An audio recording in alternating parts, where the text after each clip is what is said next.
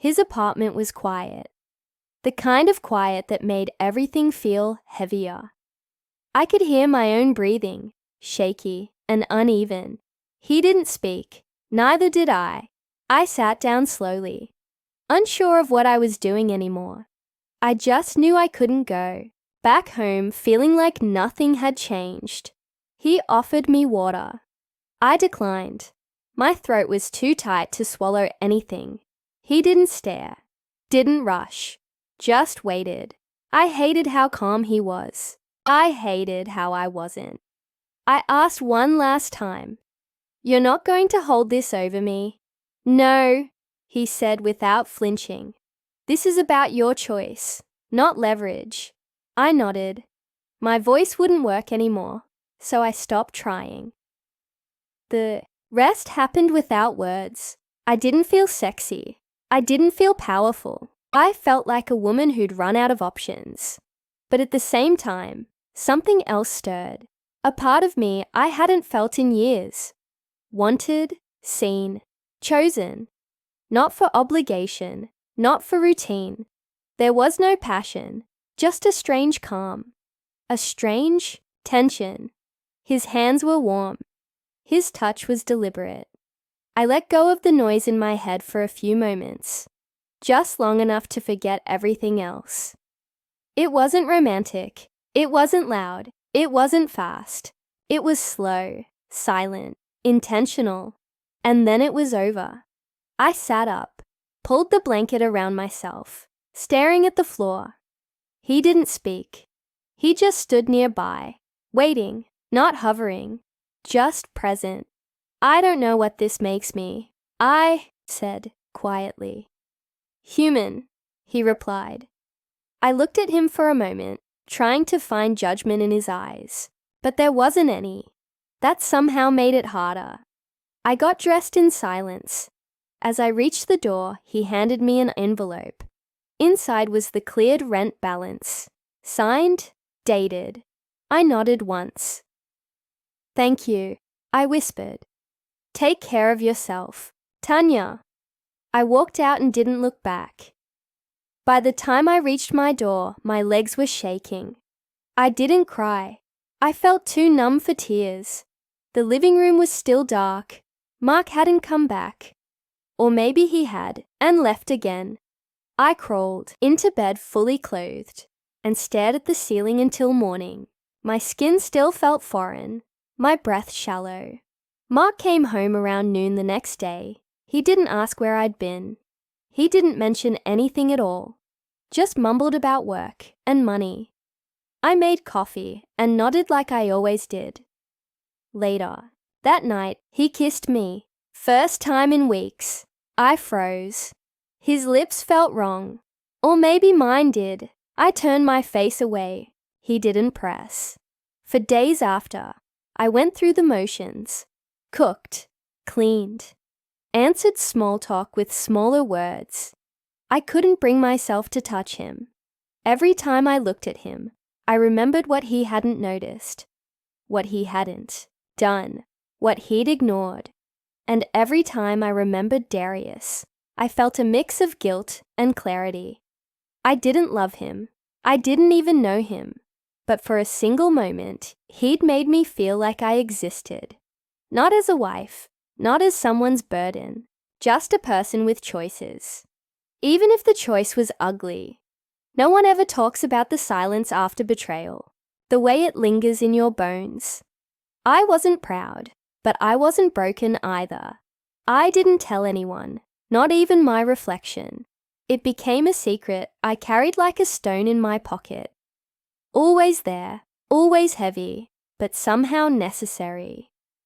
Mark started trying more after that. He brought home groceries, complimented my hair, said he missed me. I smiled, but the smile never touched my eyes. Because the truth was, the damage had been done long before I stepped into Darius's apartment. I just finally admitted it to myself that night. Weeks passed, but the weight never left. I thought it might fade, maybe get buried under routine. But it didn't. It just shifted. Became part of me. like a scar that stops bleeding but never really vanishes. Mark noticed the change. He started being attentive, asked me how my day was, touched my back when passing by, bought flowers once, cheap ones from a gas station, but still, the kind of gesture that used to mean something. Now, it felt like a memory of a marriage, not the reality of one. He still didn't ask about the rent, never questioned how it got paid. I wondered if he knew and just didn't want to face it, or if he truly believed I pulled a miracle out of nowhere. Maybe he didn't want the truth. Maybe neither of us did. One night, he suggested we go out to eat, said he wanted to reconnect. I agreed, mostly out of habit. We sat at a booth in a quiet diner, both pretending to be people we weren't anymore. He asked about work, even though I didn't have one. I asked about his family, even though I knew we hadn't seen them in months. We talked, but nothing stuck. On the way home, he reached for my hand. I let him hold it, but it felt like holding on to something that had already let go. Later that night, he asked if I still loved him. I didn't answer right away, just stared at the ceiling. Then I said, I don't know. He didn't press, just turned away and went quiet. That silence said more than either of us could. The next morning, I woke up early and sat on the porch. The sun was barely out. Everything was still. I thought about who I used to be, who I'd become, what I did. It wasn't regret I felt. It wasn't pride either. Just truth. I had done something I never imagined I could, but it hadn't destroyed me. What had hurt more was the way I'd slowly disappeared in my own life before that night ever happened. Darius never reached out again. He didn't have to. We both knew what it was. No confusion, no attachment, just a transaction layered with truth neither of us said out loud. Mark tried, in his own way. I saw the effort. I didn't. Ignore it. But effort doesn't always erase absence. Sometimes love isn't about how much you do, but when you didn't do it. One evening, I told him I needed space. Not a fight, not a dramatic exit. Just time to think. He didn't argue. He just nodded, like maybe part of him had been waiting for it. I packed a small bag, went to stay at my cousin's for a while. She didn't ask questions. She just gave me a key, a blanket, and a quiet room. There I started writing again. Nothing fancy, just journaling, letting the weight out one page at a time. Some nights I'd cry without knowing why. Other nights I'd sleep like I hadn't in years. Mark texted once or twice, asked how I was. I replied, thinking. He said, I understand. I didn't know if he really did. Weeks turned into a month. I didn't rush anything. I just sat with myself, faced the mirror, asked hard questions. Do I forgive myself? Not completely, but I'm trying. Do I still love him? In a way, yes, but maybe not the way I need to. Do I hate what I did? No, because it made me wake up. The answers weren't pretty, but they were mine. Eventually, I called Mark and said I wanted to meet. We talked, really talked, for the first time in a long time. I told him everything, not just what I'd done, but what I'd felt, what I'd missed, what I'd lost. He listened, quietly. No shouting, no blaming, just listening. When I finished, he just said, I failed you too. We sat in that silence again. But this time it wasn't cold. It was honest. We didn't decide anything that night. No promises, no vows, just an understanding. Some things break quietly, and not everything broken needs to be glued back the same way. Sometimes, starting over means not going back. And sometimes, that's the most faithful choice you can make. I never imagined I'd be 33, married, and still counting coins at the gas station counter. The cashier looked at me with quiet pity as I handed over crumpled dollars for a half tank. I used to feel proud. Now I felt invisible. At home, the air always felt thick. My husband, Mark, worked longer hours these days. Supposedly for us, though it didn't feel like it. He'd come home, drop his boots by the door, and head straight to the couch. No hello, no kiss, just silence. And sports on TV. We barely spoke. If I cooked, he might eat. If I didn't, he wouldn't ask. Nights passed like that.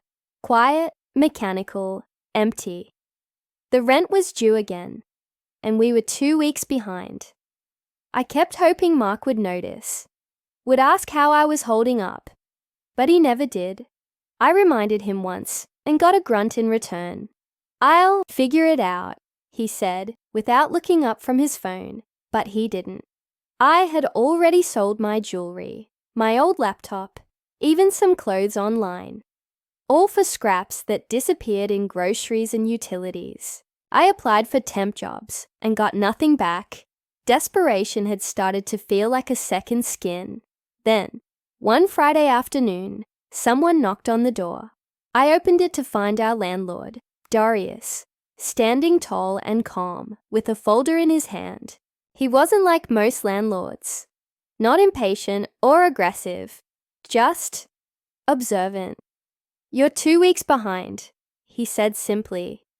I nodded, ashamed. "I know. I just need a little more time." Darius tilted his head. "How much time, Tanya?" "I don't know. Maybe another week. 2. He didn't say anything for a long moment. Just looked at me. I couldn't read his expression. Not angry, not indifferent, just still. "Come by my unit tomorrow," he said finally. "We'll talk." Then he turned and left. That night, I lay in bed, staring at the ceiling while Mark snored beside me. My stomach growled. I hadn't eaten dinner. There wasn't enough for 2, and he'd taken the plate without asking. I told myself I didn't care, but I did. Saturday came, and I stood in front of Darius's door longer than necessary before knocking. I felt stupid, nervous. I didn't know what I expected. Maybe just a little kindness, maybe a loan, maybe anything. He opened the door, stepped aside. No words, just a nod. His place was cleaner than I expected. Neat, quiet, with a faint smell of coffee and cologne. I stood awkwardly until he motioned for me to sit.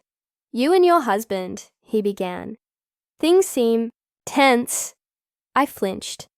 "We're fine. Just busy." He didn't believe me. I could tell. He sat across from me, hands clasped,